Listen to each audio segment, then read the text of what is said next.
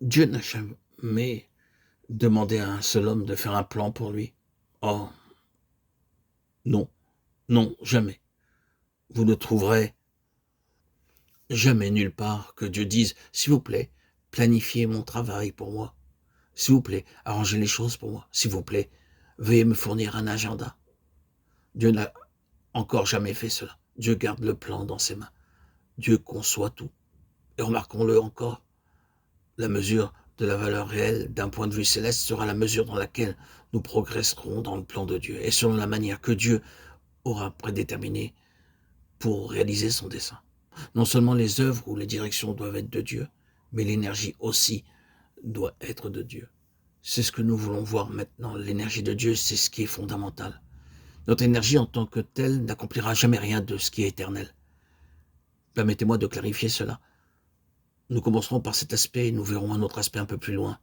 La force qui nous conduit, notre volonté, notre détermination ne nous feront pas parvenir à ce qui est éternel.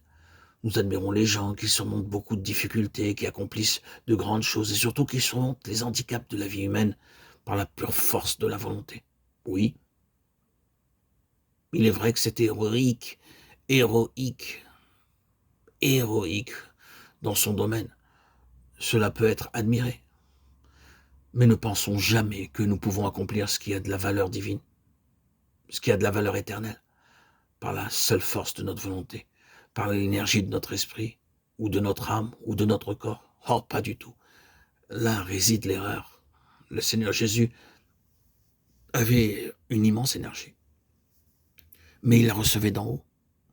C'était l'énergie du Saint-Esprit par lequel il avait été oint, et cela est mis en évidence par tout l'enseignement du Nouveau Testament.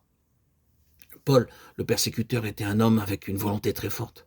La force qui conduisait cet homme était impressionnante.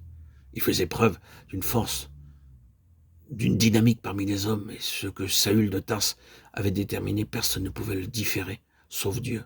C'était un homme de cette nature-là. Mais que dit Paul de lui-même? Et qu'est-ce que Paul a dû apprendre tout au long de sa vie?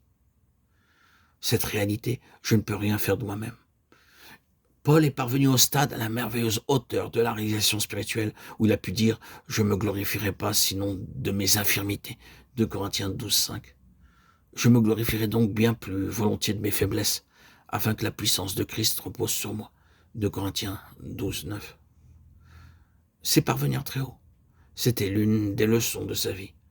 Malgré toute la force de volonté qui le caractérisait et ses capacités intellectuelles, rien n'avait été accompli de cette manière et par ces moyens. Ce devait être quelque chose qui le saisissait et qui était sur lui. Il se mouvait dans la puissante sphère d'une autre énergie qu'il appelait la puissance de Christ. Il parlait de lui-même comme étant incapable, intégralement insuffisant pour ces choses. Qui est suffisant?